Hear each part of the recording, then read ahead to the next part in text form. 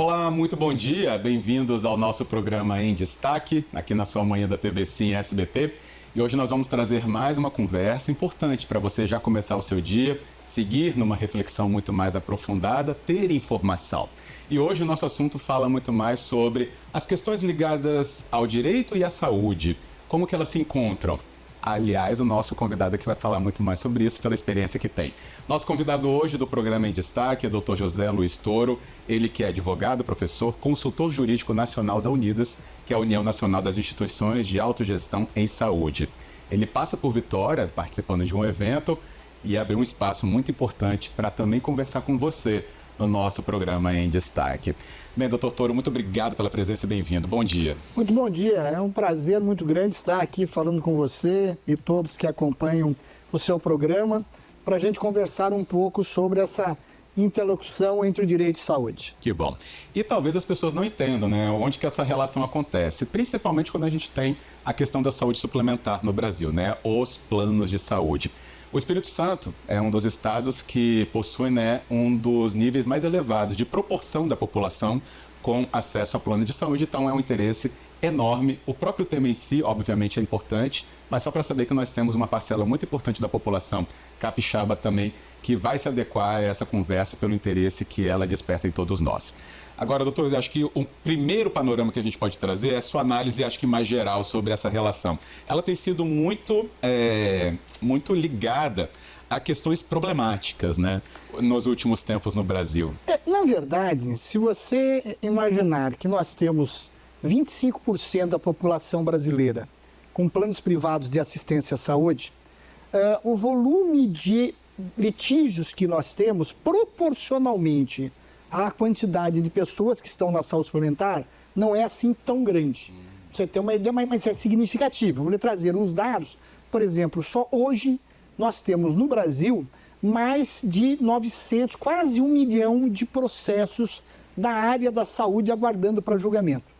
Na área pública e na área privada, porque nós temos também uma litigiosidade muito grande na área pública. Pra você ter uma ideia desses quase 1 milhão, eu lhe diria que nós temos 60% ligada à saúde pública, questões relacionadas a medicamentos, questões relacionadas a determinadas coberturas, e nós temos aí 40% com referência à saúde suplementar. Esses números de judicialização têm aumentado ano a ano. Só para você ter uma ideia, as reclamações perante a ANS, que nós chamamos de NIPs, que são notificações de intermediação preliminar, nós temos então, antes da pandemia, nós tínhamos um dado mais ou menos de 10 mil reclamações mês.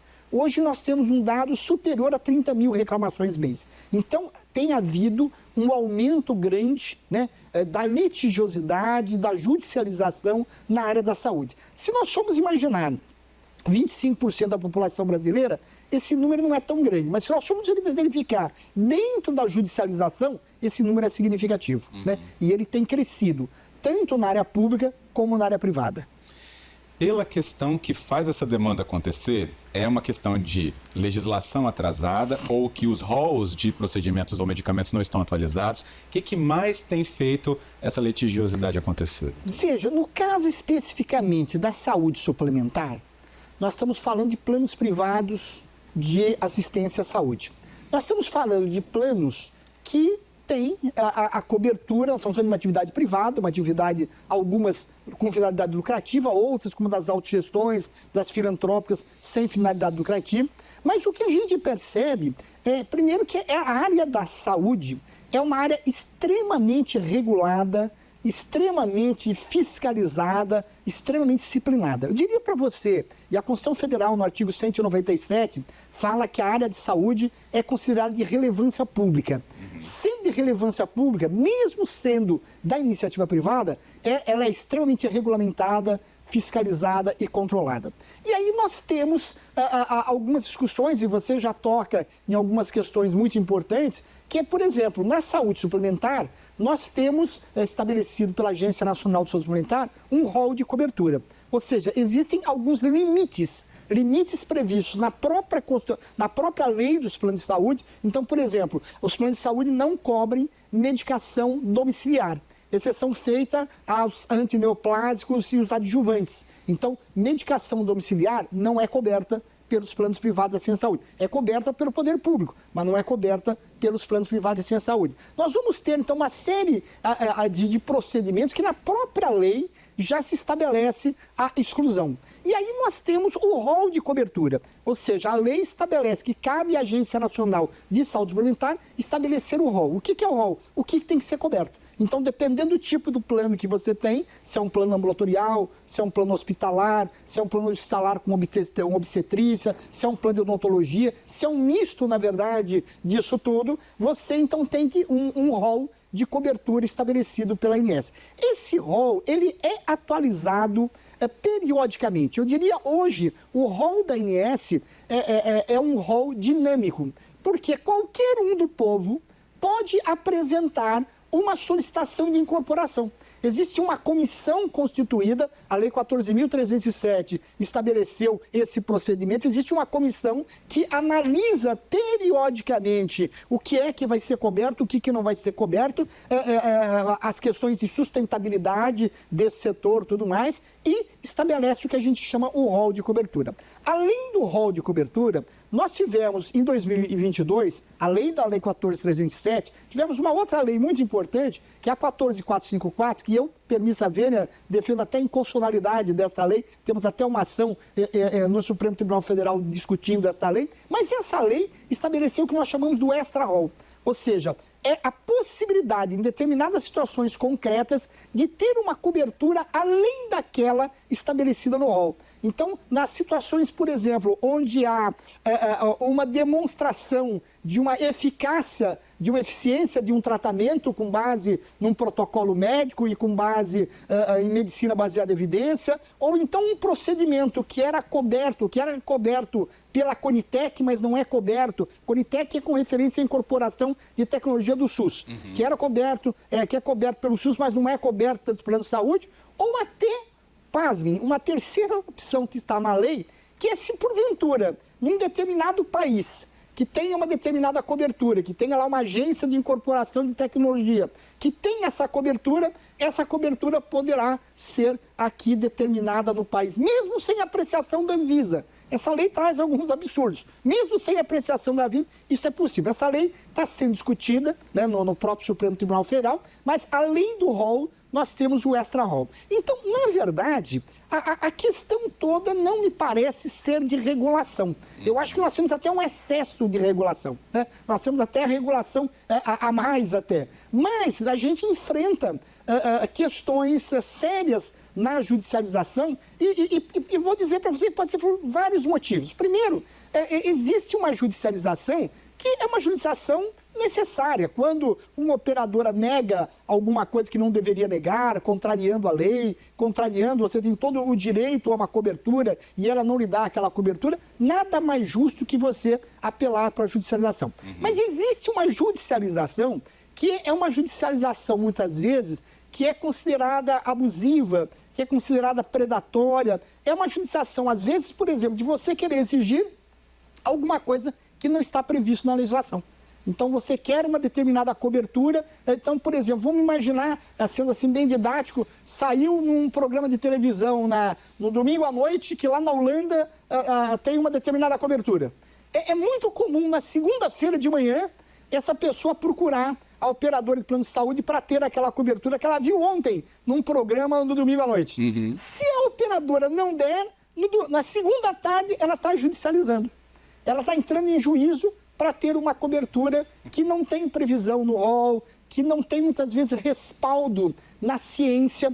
E o Supremo Tribunal Federal, ainda recentemente, por ocasião da apreciação do tema 6 e o tema 1234, para as questões de medicamento na área do SUS, já disse que esses pedidos médicos têm que ser lastreados em medicina baseada em evidência de mais alto grau. Ou seja, não vale você entrar com um pedido único e exclusivamente com uma prescrição médica. Dentro da pirâmide de medicina baseada em evidência, a prescrição médica é o grau mais frágil dessa análise que você tem que ter de medicina baseada em evidência de mais alto nível. O Supremo disse agora para o SUS E eu tenho certeza que esses princípios todos que lá foram estabelecidos para o SUS também serão paulatinamente estabelecidos para a saúde suplementar, porque eu não posso ter uma apreciação diferente de medicina baseada em evidência para um e não medicina baseada em evidência para outro. Inclusive, isso traz um risco à saúde das pessoas. E aí o que acontece?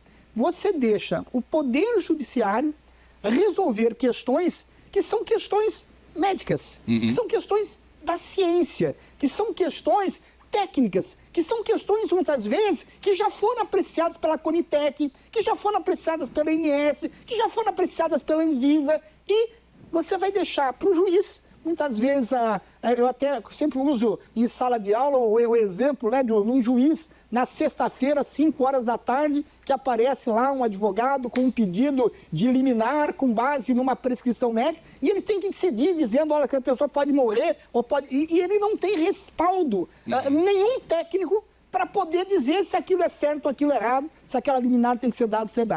Então, eu penso que a gente precisa separar a judicialização. Ninguém é contra a judicialização. A judicialização é uma garantia constitucional que nós conseguimos como sociedade de garantia de acesso. Isso é algo de suma importância. Agora, existe uma outra judicialização, que é uma judicialização que não acrescenta. É uma judicialização que traz, na verdade, uma injustiça muito grande, porque uns vão ter mais privilégios do que outros, né? E sem levar em consideração o quê? A sustentabilidade. Sem levar em consideração o quê? O mutualismo. Porque no final do dia, quem vai pagar a conta do plano de saúde vai ser o consumidor. Sim. Vai ser o beneficiário. Quer dizer, o reajuste, seja no plano individual, seja no plano coletivo, ele vai refletir a utilização que aconteceu. Tá certo? E daí, se eu tenho uma utilização que não leve em consideração a legislação, que não leve em consideração o rol da ANS, que não leve em consideração medicina baseada em evidência, isso vai trazer lá na frente uma conta que vai ter que ser paga por toda a sociedade. E aí que a gente vê, né, essas entranhas do direito com justamente essa área da saúde. Uma aula aqui trazida pelo Dr. Toro com a gente nesse momento. Até pela compreensão mesmo, doutor, porque, né, de uma ponta, quando a gente pensa apenas no serviço de saúde, não entende, no caso aqui dos planos privados, obviamente, não entende a repercussão que isso tem num setor econômico, né, de muita relevância no Brasil. E acho que o senhor foi muito feliz em trazer para a gente esse olhar de repercussões, reverberações de uma decisão e ao longo da cadeia, né, da justiça, principalmente quando isso acontece na tal judicialização. Portanto, a gente consegue ter esse panorama agora. Na volta do nosso intervalo, o Dr. Toro continua com a gente para ainda nos explicar se a gente tem saídas mais consensuais em relação ao momento que vivemos e se o setor pode sair também mais fortalecido, tanto o público quanto o privado. Já já a gente volta.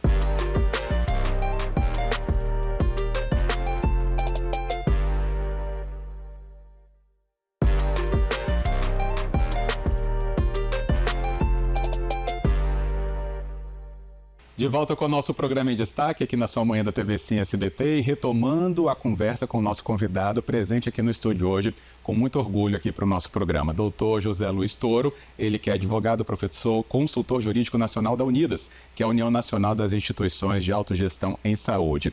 Como a gente falou no começo, né, é um grande orgulho também ele passar por aqui, aproveitando um evento em Vitória que teve a ilustre presença dele e compartilhando uma leitura muito importante, inclusive, da sua trajetória profissional na área, né, nos mostrando repercussões importantes das questões de regulação e judicialização do setor da saúde, né, no Brasil. Obviamente, nós aqui no Espírito Santo somos impactados igualmente por esse tema, na área pública e também na área dos planos de saúde, né, na área da saúde suplementar a saúde privada.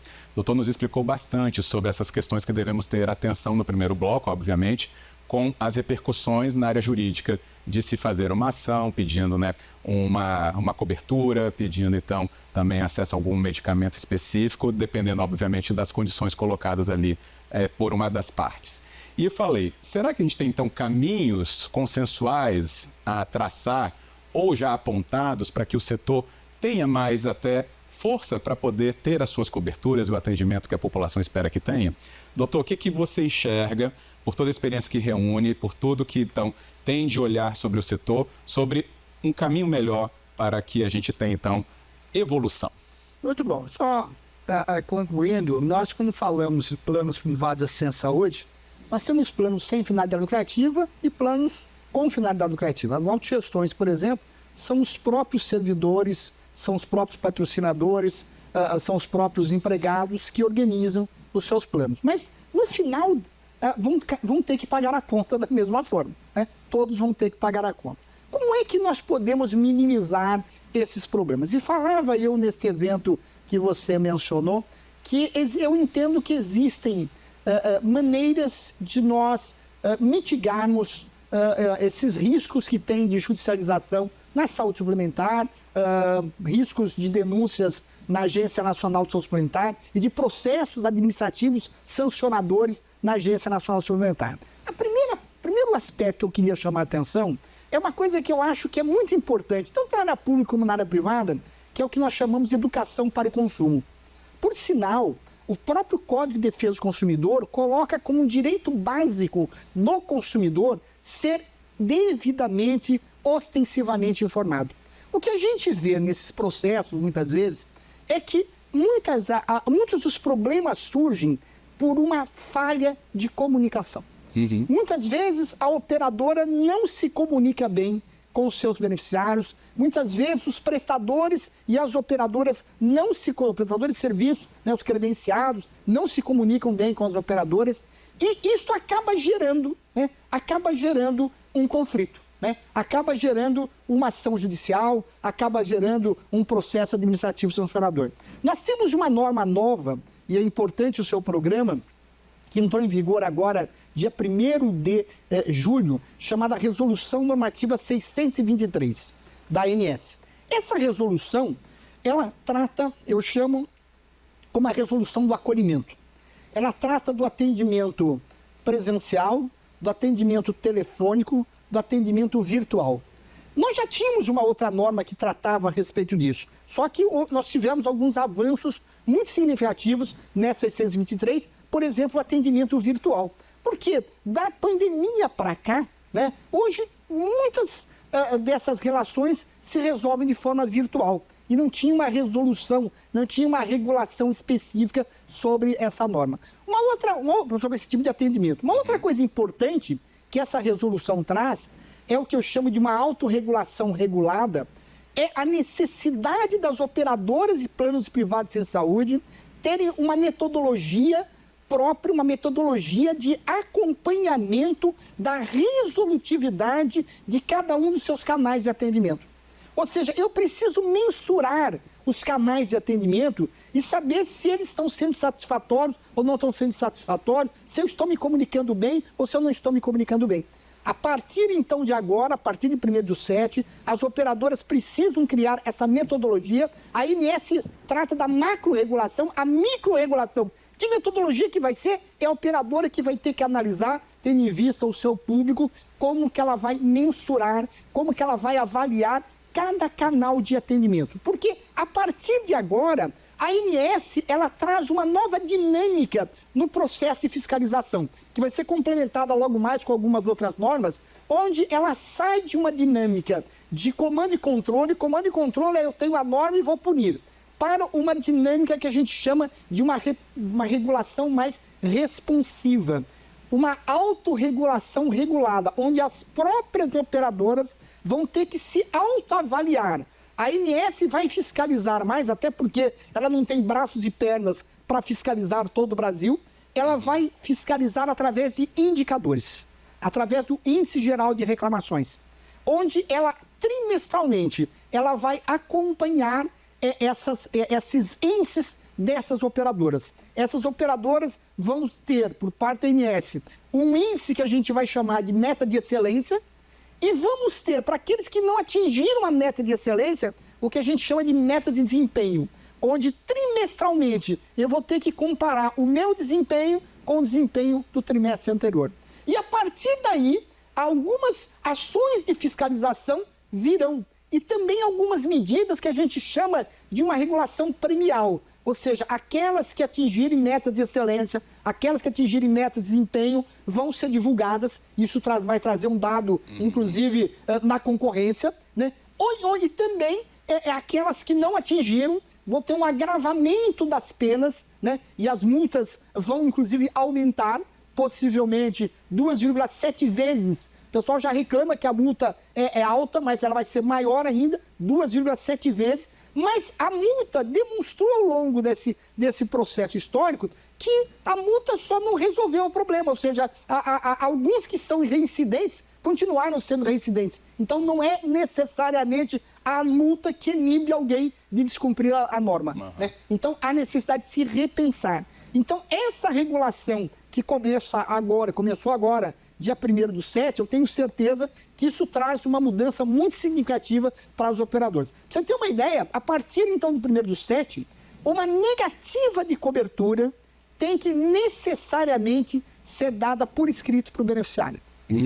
Antes eu tinha uma norma que dizia que se o beneficiário quiser, ele pode ter a negativa por escrito. A partir de agora é obrigatório.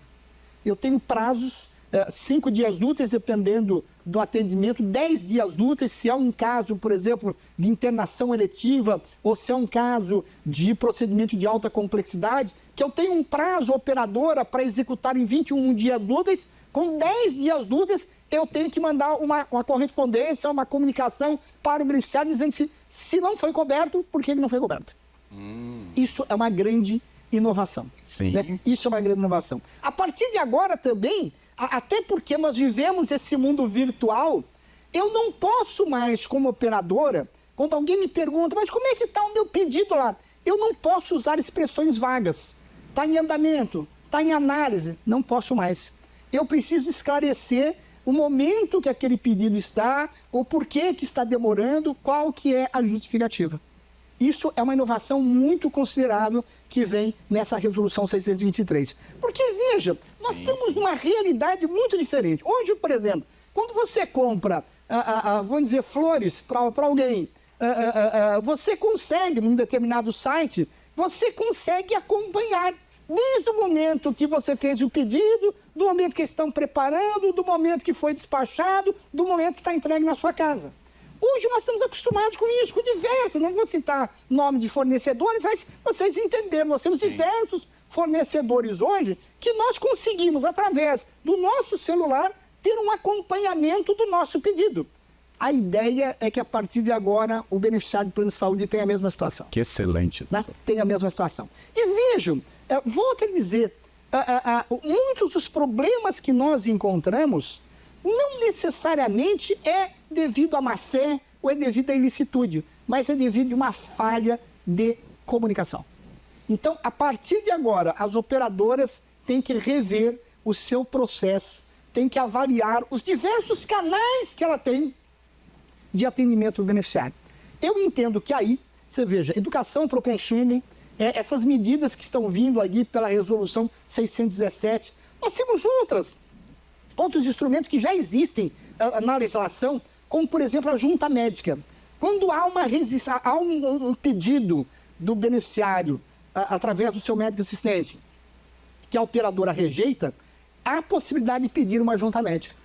E essa junta médica, ela está devidamente tipificada dentro da resolução 424 da ANS, é quase um processo de junta médica, tem prazos estabelecidos na norma. Agora, infelizmente, em muitas situações, quando isso vai para juízo, muitas vezes os juízes desconsideram a junta médica, sendo obrigado a fazer uma nova perícia. Quando, na verdade, eu entendo que o Poder Judiciário deve se curvar ao que a gente chama do princípio da deferência de determinados órgãos.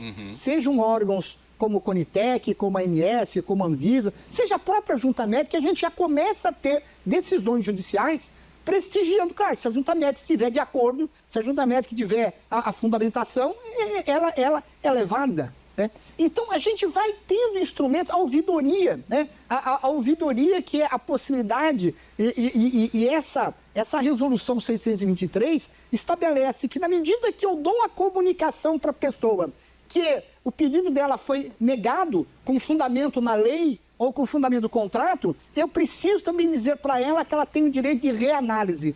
através da ouvidoria, com o prazo, inclusive, e com o meio que ela pode pedir essa reanálise. Isso tudo para quê? Para a gente tentar evitar que essa pessoa tenha que ir para juízo ou que essa pessoa tenha que ir para a própria ANS. Não quer dizer que a operadora vai dar tudo, mas ela tem que justificar. Muitas vezes as pessoas vão porque não foram devidamente esclarecidas. Exato. Porque não foi dada a ela a informação correta, a precisa, transparente, uma linguagem fácil. E isso eu penso que nós estamos caminhando para uma coisa boa para a sociedade como um todo. E aí, eu termino essa parte, foi justamente o que eu tive a oportunidade de falar nesse evento que você mencionou, e é uma honra sempre voltar aqui à Vitória. Eu entendo que nós precisamos compreender que quando a gente fala do acesso à justiça não é acesso só ao Poder Judiciário. Muito obrigado, parabéns por tudo que o senhor pôde trazer aqui de explicação. E o espaço estará aberto quando estiver em Vitória novamente. Muito obrigado. É uma honra, uma satisfação muito grande estar aqui com você, poder falar com aqueles que lhe acompanham nesta manhã e voltar a essa terra maravilhosa. Eu gosto muito de Vitória e fiquei muito contente com a participação nesse evento, porque esse evento ele não foi um evento setorizado, né? A gente está acostumado a ir a alguns eventos, que alguns são só de operadoras, alguns são só de consumidores, não, mas aqui foi um evento de multinível, na verdade, né? De todo o setor da saúde suplementar. Vitória está de parabéns por provocar esse debate. Se isso pudesse ter realmente uma amplitude maior para todo o país, isso com certeza ajudaria muito e o que nós queremos com essa discussão toda é buscar a paz social, um equilíbrio maior e uma sustentabilidade no setor de saúde pública e no setor de saúde suplementar. Com um mínimo de problemas, já que a gente sabe que quando essas judicializações acontecem é porque há uma questão de saúde delicada para uma parte, né? Bem, então a gente fica por aqui agradecendo novamente ao Dr. Túri e, claro, a você que nos acompanhou no nosso Em Destaque. Muito obrigado e lembre, tudo no YouTube da TV Sim SBT também. Voltamos então no nosso programa na nossa próxima oportunidade. E até lá.